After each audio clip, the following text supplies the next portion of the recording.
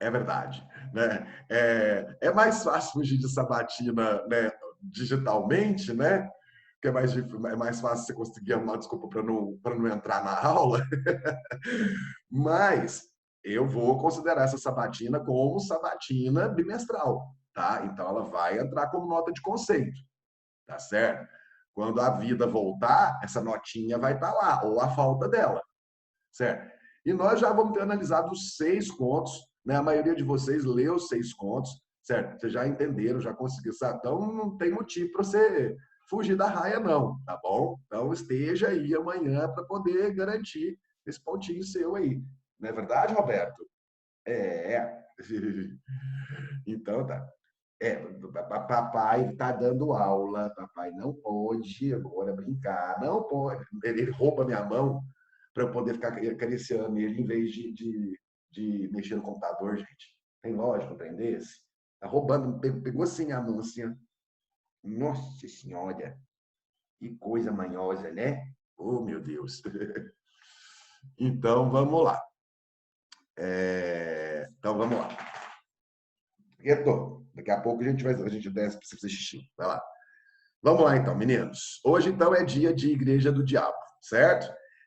Eu vou começar a falar, vou falar. Se tiver dúvida, vamos deixar as dúvidas para o finalzinho, porque aí dá tempo de eu falar tudo, né? E aí, às vezes, eu já resolvo a sua dúvida no meio disso aí, tá certo? Beleza? Mas vai guardando aí sua dúvida. Se no meio surgir alguma dúvida, você chance, guarda aí, tá bom? Então vamos lá. Só tem que eu esqueci de abrir o danado aqui. Espera só um segundo. Contos do Machado, Igreja do Diabo, chance. Deixa eu compartilhar. Igreja do Diabo. Share. Aí está. Então vamos lá. Bom, eu fiz aqui. Esse foi um dos que eu mais escrevi. Tem coisa demais para falar sobre ele. Esse é um dos mais complexos do Machado. Esse. Então vamos lá, meus queridos. Bom, primeira coisa, Igreja do Diabo. Eu não vou deixar isso aqui aberto agora assim, não, porque, na verdade, só vou precisar dar uma olhada nisso aqui em alguns momentos. Então, deixa eu deixar eu aberto aqui. Espera aí, que eu já escureci de novo. Isso, pronto. Bom, primeira coisa, meninos. A Igreja do Diabo, apesar de ser um dos contos mais complexos do Machado, ele não é um conto da fase mais madura do Machado, né, que seria a época ali já do século XX, né, que é o período ao qual pertence, por exemplo, o Pai contra a Mãe, né, que a gente analisou na semana passada, que é lá de 1906, certo? O Igreja do Diabo é de 1884, ele é do mesmo ano da Cartomante, certo? Então, você percebe uma verve crítica que tem muito ainda dessa pegada do início do romantismo, do realismo, né? Que vem ali da época de Memórias Póstumas de Brás Cubas, da elaboração de Quincas Borba, né? Uma mensagem muito clara contra a subjetividade romântica e uma mensagem muito pessimista e irônica, né, em relação ao ser humano, né? Então, essa vai ser a configuração muito presente na literatura do Machado nessa década de 1880, né? Que começa com Memórias Póstumas de Brás Cubas e termina com o Periquito, com o Quincas Borba, né? Ou seja, uma década de ironia e pessimismo em relação ao homem, certo? E é nessa década que está exatamente o Igreja do Diabo, tá certo? Primeiramente é o seguinte, tem umas coisas que são interessantes. Esse livro, esse conto, ele apareceu numa coletânea, numa antologia de contos do Machado chamada História Sem Data, né, que foi publicada em 1884. E ele faz uma coisa nesse conto que é muito interessante, muito diferente. Ele vai fazer, sim, a crítica ao homem, sim, mas ele vai, em vários momentos, gente, fazer críticas à religião. Tá certo? Vamos lembrar que uma das características principais do realismo é a crítica às instituições burguesas, né? É a crítica à igreja, ao casamento, né? A família como a célula máter da sociedade, né? Então, aqui você tem também essa conjuntura na qual o Machado vai se inserir nesses elementos da literatura narrativa, criticando também o periquito, né? O quê? A igreja, a religião. Ah, o preço. Tá, estão perguntando aqui se quando o diabo fala que o preço para entrar no céu é muito caro, pode ser interpretado como crítica à religião? Pode ser uma ambiguidade, na verdade. Né? Na verdade, esse poema ele tem algumas ambiguidades. Como assim? Ah, o preço para entrar no céu é muito caro, por quê? Porque ele envolve você ter que deixar de curtir um punhado de prazeres terrenos para não pecar, né? Então, quer dizer, para você não realizar nenhum dos pecados capitais ou não descumprir nenhum dos mandamentos, né? Isso é custoso, né? Você tem que se livrar de muitas tentações. Então, o preço para entrar no céu é muito caro, né? Beleza? Essa é a ideia, a princípio. Agora, se você for fazer uma extensão de interpretação, né, você pode falar da questão também da igreja, o quê? Né, ser desde sempre, né, muito rica, certo? Então, quer dizer, agora, o que tornou a igreja tão rica? Né? Só que aqui, gente, você tem então uma possibilidade de interpretação. A gente não pode falar que o Machado quis fazer uma crítica a esse negócio da igreja pegar o dinheiro dos fiéis e enriquecer. Não dá para afirmar isso com certeza.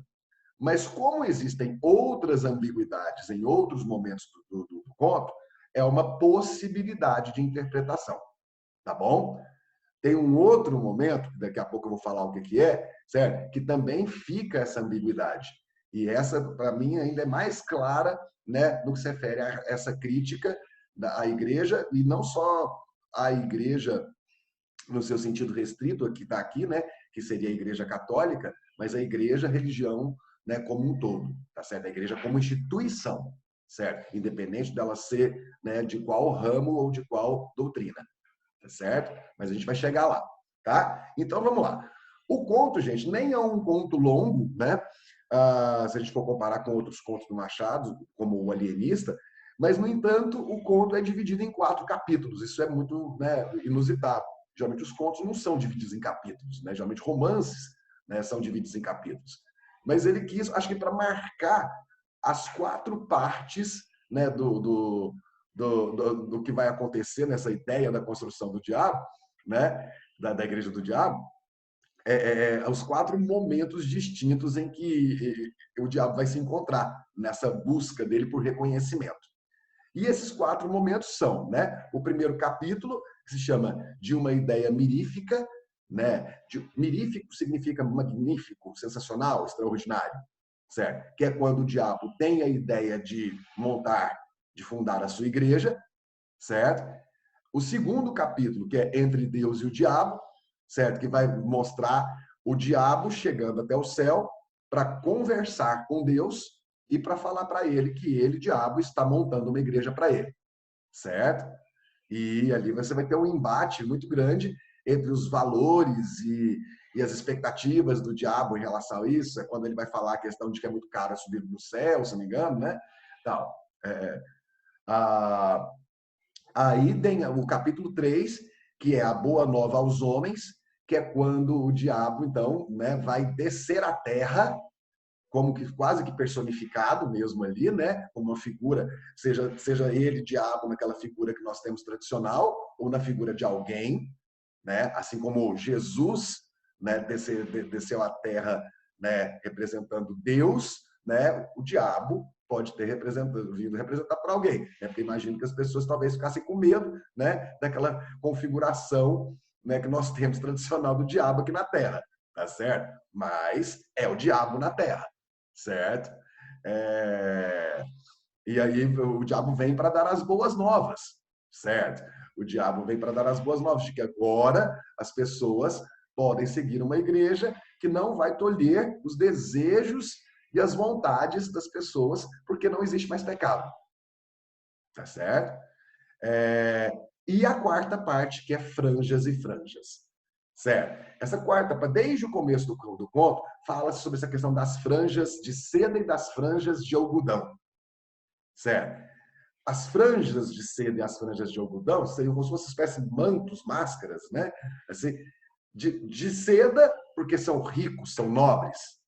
De algodão, porque são simples, né? Não são ricos, não são nobres. Certo? Isso vai ser uma metáfora, gente, utilizada para falar sobre a nobreza ou a pobreza da natureza humana. Quem é o homem, né, por trás da franja? Ele é algo que a gente consegue realmente ver, verdadeiramente, ou a gente vai encontrar uma outra franja por trás de uma franja? Certo? Lembrando a ideia de que seda aqui significa nobreza, né? E que algodão significa pobreza, inclusive de espírito. Tá certo? Tá? Importante você entender isso, você entender a ideia das franjas de seda e das franjas de algodão, que vai ser repetido algumas vezes ao longo do conto. Tudo bem? Então vamos lá. Nós temos um narrador em terceira pessoa. Era isso mesmo que você tinha dúvida, Vinícius? Beleza, então já está esclarecido.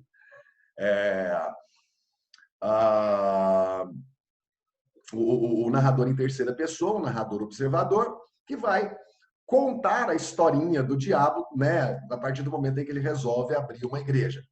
Gente, isso, né, de você ter uma história em que os personagens são Deus e o diabo, certo?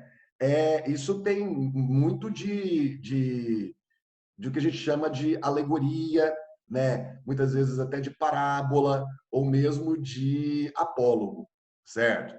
Raul, posso ser chamado de fábula? Fábula, geralmente, gente, é mais curta, né? E tem uma moral explícita, tá certo? Então, tem esse tom de fábula, porque a gente conhece mais a fábula do que esses outros que eu falei aqui, tem esse tom de fábula, mas não é uma fábula. Tá mais para o campo da alegoria, tá certo? Em que se conta uma história que, na verdade, é uma metáfora para falar de outras questões relacionadas ao ser humano. Tem gente que fala que tem um pouco de parábola ou de apólogo, que são duas formas, né, pelas quais a Bíblia trabalhava para colocar suas metáforas sobre o que o homem deveria fazer, né, para ser um bom homem, um homem correto. Jesus trabalhou muito em cima de parábolas, né? As histórias que ele contava eram chamadas parábolas. Então, aqui nós estamos mais ou menos nesse campo, mas talvez a melhor ideia seja de colocar como uma alegoria, né? Por quê? Porque você tem Deus e o diabo ali, representando, né, e as coisas que vão acontecer, né? E tudo isso tem uma intenção, que é discutir questões sobre os seres humanos. Da mesma coisa da mesma forma que você tem na alegoria ou mito da caverna, né? Vai se falar daqueles homens na caverna lá e deles verem as sombras e depois eles conseguem sair, um deles consegue sair, vai ver o sol e as formas e as cores vão quase que cegá-lo porque ele estava acostumado com a ignorância das sombras, certo? Isso é para falar sobre o quê? Conhecimento e ignorância e o quanto o homem tem dificuldade de lidar com o conhecimento, certo? Então, isso é uma alegoria. Da mesma forma aqui, vai se falar dessa coisa da igreja do diabo para se falar sobre o homem. Então, está próximo da alegoria o que o Machado faz aqui. Tudo bem? Então, e começa, interessante que esse narrador começa falando assim, conta um velho manuscrito beneditino, não existe esse manuscrito, tá, gente? Isso é invenção do Machado. Isso aí é só supostamente para dar um embasamento bíblico para o negócio, né? um embasamento religioso. Né? Então, esse manuscrito beneditino é dos monges beneditinos, né? É uma ordem religiosa, tá certo? Então, beleza. Então, porque supostamente essa história aqui que está sendo contada aqui estaria nesse manuscrito, nesse velho manuscrito beneditino. Zoeira, né, do Machado, tá certo? Zoeira do narrador. Então, gente, aí você começa a ter algumas coisas interessantes, né? Por que que o periquito, né? Por que que o diabo quer ter a sua própria igreja? Ele quer ter a sua própria igreja porque ele está cansado, né, da desorganização. Ele quer se organizar, né? Tipo assim, ele não tem exatamente um controle ou um centro de comando das suas ações, né? E nem tem a oficialização daqueles que querem segui-lo e quais são os mandamentos para segui-lo e tudo mais. Ele quer organizar, né? Ele quer organizar a situação dele. E aí, em querendo se organizar, ele vai não, precisa institucionalizar, né, aqueles que são meus seguidores, né, dentro de uma igreja, assim como Deus faz. Certo? Ele pensa e aí então ele decide, né, quando ele tem essa ideia, que vai ser a ideia mirífica que vai ser falada aqui, certo? Ele resolve então ter um tete-a-tete com Deus porque ele não quer ser acusado por Deus de traição, de dissimulação. Ele quer falar para Deus, ó, eu quero fazer, vou montar, vou abrir uma igreja para mim. E coloca todos os motivos e fala que tem certeza que vai ser super bom para ele e que as pessoas vão segui-lo. E Deus vai ficar praticamente o tempo todo só ouvindo, né? E permitir, né? Falar tipo assim, vai lá, né? Vai lá, diabão. Certo? E aí tá, você vai ter essa situação.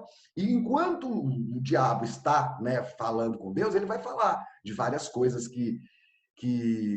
por que ele acredita que ele vai vencer Deus, né? Por que ele acredita que ele vai, na igreja dele, diabo, vai ser mais popular que a igreja de Deus, né? E vai falar das 1001 regras que existem, de como as pessoas, para conseguir atingir o paraíso, o céu, né, vão ter que se sujeitar a não viver a vida com prazer, né? E fala, né? E ele vai falar o seguinte também. Ele coloca que assim, os homens vão seguir a igreja do diabo porque os homens eles fingem que são bons para poder ir para o céu. Só que ao perceber que eles podem ter uma espécie de paraíso, não, né, na igreja do diabo, eles podem seguir a igreja do diabo para seguir o céu, né, o inferno não vai ser visto mais como um inferno, certo? Eles podem seguir o diabo e ser quem eles realmente são. Então, o diabo acredita que pela natureza humana, né, ele vai ter mais seguidores do que o próprio Deus. Por quê? Porque, de acordo com o diabo, né, o homem é dissimulado. Olha as franjas, né? Por trás dessas franjas de seda existem, na verdade, o quê? Franjas de algodão. Ou seja, o homem se preocupa muito com a superfície, preocupa-se muito com a maneira como ele vai ser visto, preocupa-se muito com o julgamento que vão fazer dele, mas no fundo mesmo, por trás daquela franja de seda, é franja de algodão, certo? Então, para o diabo, não existe virtude no homem. E se não existe virtude no homem, quando esse homem perceber que ele não precisa ser virtuoso, ele vai cair de boca na igreja do diabo. Tá certo? Então, ele coloca isso. E ele tem um momento que ele vai falar uma coisa interessante, que é a hora que ele fala dos servos faustos. Ele vai falar dos servos faustos. E ele fala desses servos falsos, isso é uma referência literária, né? Na verdade, nesse conto tem muitas referências literárias, muitas referências mitológicas. Isso torna o conto até mais difícil de ler do que os outros 5, certo? Porque ele vai falar de Rabelais, ele vai falar de Fausto, ele vai falar de um tanto de coisa, de Aquiles, certo? Que exige de você aí uma certa intertextualidade, né? Por exemplo, quando ele vai falar de Rabelais, ele está falando de um personagem que chama Pantagruel, certo? Que é um personagem que come tudo que vê pela frente dele, é um gigante que come tudo pela frente dele, certo? Essa que é a referência, por quando ele vai falar do que os pecados que antes eram pecados, agora não são mais pecados, certo? Da gula, por exemplo, tá certo? Então tem muita referência literária nesse sentido, às vezes você fica meio, o que ele está falando aqui, né? Tá. Quando ele fala desses servos faustos, ele está fazendo menção, uma citação, uma referência, na verdade, a ele está aludindo a um cara que você já ouviu falar, um cara chamado Goethe. Lembra quando eu contei do Goethe para vocês? Goethe, autor de Os Sofrimentos do Jovem Werther, né? A obra que inaugura o romantismo no mundo. O Goethe, gente, não parou de escrever depois do Jovem Werther, não. Ele alcançou fama em toda a Europa com Werther, né? E ele continuou escrevendo. E, inclusive, tornou-se provavelmente, o Goethe ele é considerado na Alemanha e em vários lugares do mundo um dos maiores nomes da literatura de todos os tempos. Na Alemanha ele é um verdadeiro herói, certo? Você tem vários museus, várias coisas, estátuas dedicadas a Goethe, né, na Alemanha, tá certo? E uma das obras mais importantes de Goethe é exatamente Fausto. Fausto é uma obra que é tão influente, ela já foi imitada, já serviu de inspiração, já serviu de influência para tantas outras obras. Você com certeza já ouviu essa história. Fausto é um sujeito que quer alcançar o sucesso pessoal e profissional. E ele conhece um sujeito chamado Mefistófeles. Certo? Em Frankfurt tem um museu dele. Tá vendo? Olha lá.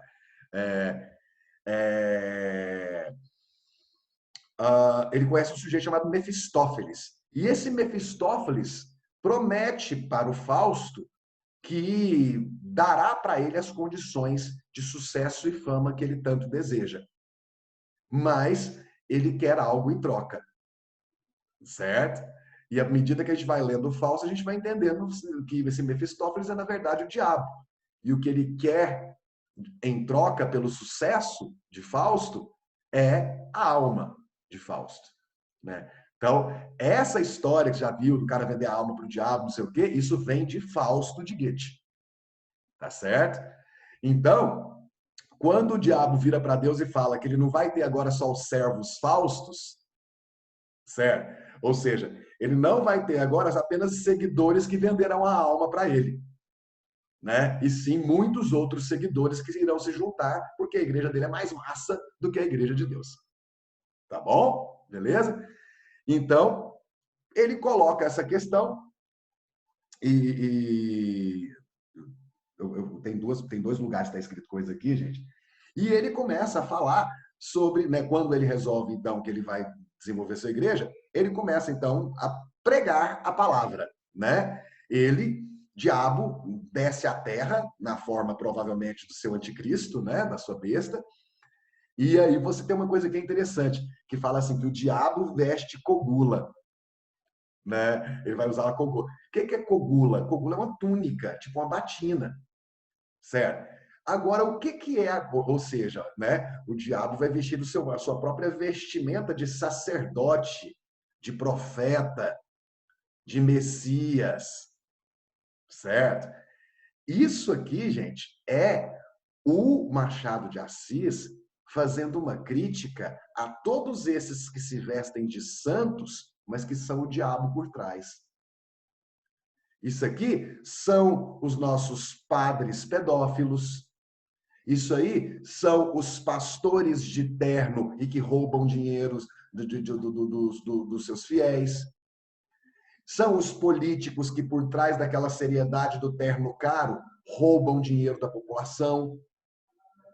Esse é o diabo que veste cogula, né? Esse é o indivíduo, né, que por trás daquela aparência é, na verdade, o diabo, né? O mal. Não tem virtudes. Beleza? Isso aqui serve para um tanto de coisa, né? Oh, certo? Os falsos profetas, os falsos messias, certo? Então, o diabo, mas ele vai vestir a cogula para ele ser respeitável. Olha que interessante. Então, e ele começa então a defender os pecados, né? Ele defende os pecados como se esses pecados fossem, na verdade, o quê? Virtudes, certo? É... E aí ele começa a pegar essas histórias todas, tanto da Bíblia, quanto da mitologia, quanto da literatura, e começa a falar, gente, não faz sentido. Por que que vocês, né, católicos, têm que jejuar? Jejum? Não. Vocês têm que comer as coisas e comer com, né, boca é feita para comer, né? né? Não, vamos substituir a carência por fartura, certo? Então ele começa a fazer a sua pregação. E as pessoas que, obviamente, né, muitas vezes, e aí vem a opinião do Machado de Assis por trás disso tudo, né, as pessoas vão cair nisso mesmo, porque, na verdade, as pessoas são assim. As pessoas não são virtuosas. As pessoas não jejuam porque querem e porque são, assim, realmente muito sacrificantes de si mesmas. Não. É porque elas esperam uma recompensa por isso. Elas esperam ser reconhecidas como pessoas boas que vão para o céu. Pelas outras pessoas e por Deus.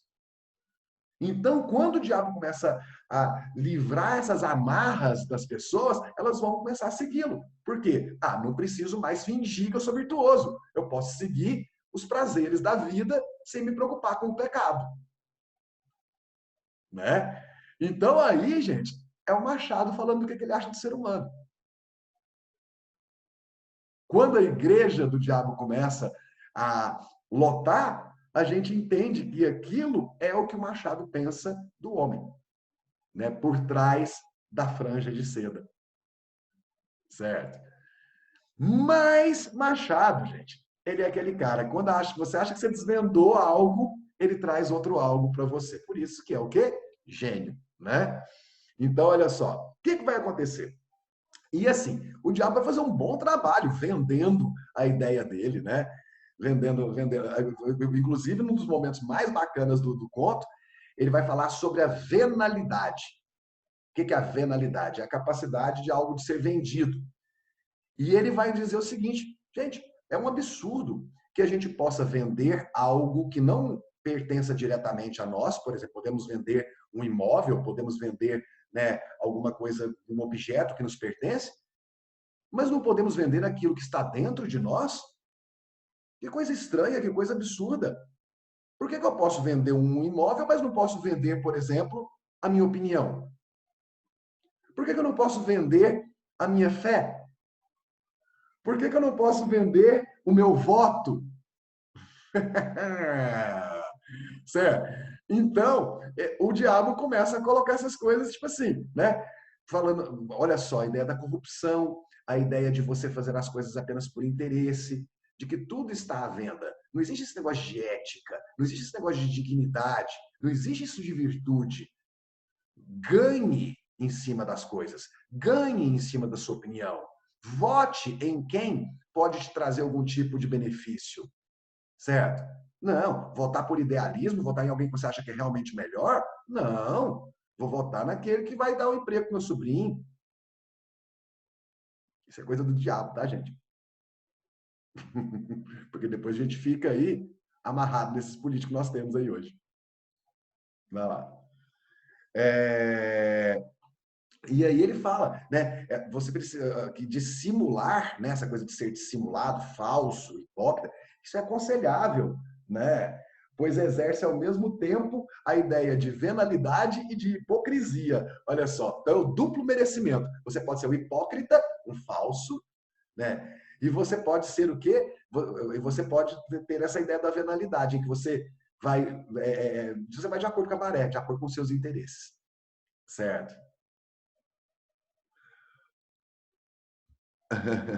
Votar naquele que vai proteger o próprio filho, né? Tudo isso é venalidade, né? Disfarçado de virtude, porém é hipocrisia. Então, e aí ele vai pregando essas coisas todas. E as pessoas vão acreditando, vão entendendo, vão ouvir, falando, nossa, é mesmo, né? Por que que eu vou me desfazer daquilo que é importante para mim, né? Das coisas que podem me trazer sucesso e tal? Então, literalmente, ele vai atrair as pessoas. Por quê, gente? Porque as pessoas, no final das contas, são atraídas exatamente pelos seus próprios interesses, certo? E aí ele coloca que ele está pregando ali o fim da ideia de respeito. Acabou esse negócio de respeito. O único respeito que você pode ter é o respeito ao seu interesse. Mas logo ele fala, não, então nem, isso não é respeito, porque quando você vai respeitar alguém por interesse, isso não é respeito de verdade. Isso é só puxa-saquismo, é só adulação, e você está fazendo aquilo só pelo seu próprio interesse. Então você não respeita a pessoa de verdade.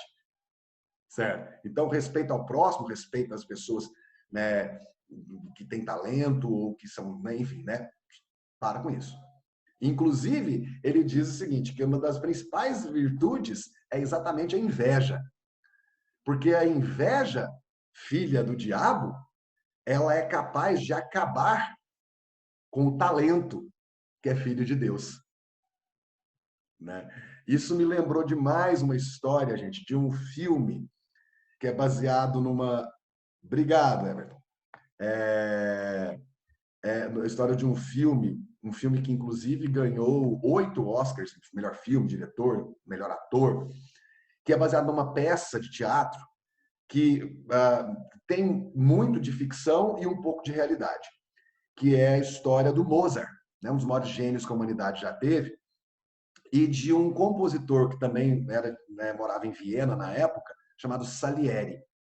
E nesse filme, chamado Amadeus, você acompanha esse Salieri, né, que era um músico que conseguiu um lugar na corte vienense, mas que sabia que não era exatamente genial como ele gostaria de ser. E ele vai ver o gênio num moleque todo transgressor, todo com uma risada esquisita, tudo mais, que era aquele jovem chamado Wolfgang Amadeus Mozart. E vai ter um dia que o Mozart vai humilhar Salieri, pegando uma musiquinha que o Salieri tinha feito e começando a fazer variações na frente do imperador, na frente do rei. E o Salieri, que a princípio olhava para Mozart, né, com um pouco de inveja, mas com muito de respeito e admiração pela genialidade, começa a ver ali em Mozart, né, a representação de Deus. E ele, Salieri, acha que Deus não o contemplou com o talento e a genialidade. Então ele está declarando guerra a Deus. E se ele está declarando guerra a Deus, ele quer destruir Mozart. É um dos melhores filmes que existem na face da Terra, tá? Chama-se Amadeus e fala exatamente sobre essa coisa da inveja, né, como uma obra do diabo contra o talento, que seria uma obra de Deus, certo? E no conto o Machado coloca isso, né? Para que você precisa de talento se você pode ter inveja, certo? E você pode prejudicar alguém que tem talento, tá certo? Nossa, isso é tão verdadeiro, meu Deus do céu. A gente vê isso o tempo inteiro na vida adulta. Nossa Senhora. Então, gente, nossa, tem tanta coisa mais aqui. Deixa eu ver o que mais que eu posso colocar. Tá. Aí, tá, a coisa importante que vem a partir disso. Então. Só que depois de conseguir tanto sucesso, né, o diabo está ali se deleitando com o seu sucesso, com a popularização a popularidade da sua igreja. De repente, ele começa a perceber uma coisa muito louca. Ele começa a perceber que alguns dos fiéis da igreja do diabo começam a fazer coisas escondidas. Tipo, pessoas que roubam o erário público, né, ou seja, o dinheiro público, começam secretamente a pegar uma parcela do que roubaram e doar para os pobres. Ou investir em uma instituição, né, ou doar para uma instituição de caridade. Né? Ele começa a perceber as pessoas fazendo o bem escondido. Né? E o diabo não consegue entender que diabos está acontecendo. Porque ele deu liberdade para as pessoas não precisarem fingir que são boas mais. E agora as pessoas estão fazendo o bem escondido. Então ele volta pé da vida, né, para falar com Deus, para Deus tentar explicar para ele o que está acontecendo. E aí vai ser quando o Machado de Assis dá o checkmate. Não é só essa história de que o homem não tem virtudes e que por isso ele iria facilmente ir, né, iria facilmente para seguir a igreja do diabo, para não ter mais obrigações morais e éticas, né, e obrigações de virtude. Não é só isso. O diabo é que o homem, além de ser essa incógnita, né, entre virtude ou não, aí o que o Deus fala para o diabo no final. Né? Depois do diabo reclamar, eu não entendo esse ser humano, não. Deus, aí o Deus olha assim com complacência para o diabo, assim, né? Pobre diabo, né? Ele fala, né? Você agora viu o verdadeiro inferno, digamos assim, né? Que é o quê? Que é a... Ele termina falando como é que é? Que é assim, o grande, né, o grande mistério, a grande coisa, a grande dificuldade, que é a eterna contradição humana. Então, quando o homem segue a igreja de Deus, ele faz o mal escondido. Quando o homem segue a igreja do diabo, ele faz o bem escondido. Por quê? Porque o homem é uma eterna contradição. É impossível compreender o ser humano, certo? É aquela história que a gente tem da mãe que defende fervorosamente o filho que é um assassino. Por que ela defende fervorosamente o filho que é um assassino? Porque ela já viu naquela pessoa, né, uma criança amorosa, um filho amoroso, certo? Um filho amoroso que se preocupa com a mãe, mas que, no entanto, é um assassino. Então, é impossível compreender o ser humano. Deus já entendeu isso. E agora o diabo está tendo essa dura lição. Que o homem é sempre, sempre foi e sempre será uma eterna contradição. Eu tenho certeza que todos nós já nos pegamos com as nossas contradições e falamos, velho, eu sou doido demais. Como é que eu penso uma coisa massa dessa e outra merda dessa ao mesmo tempo?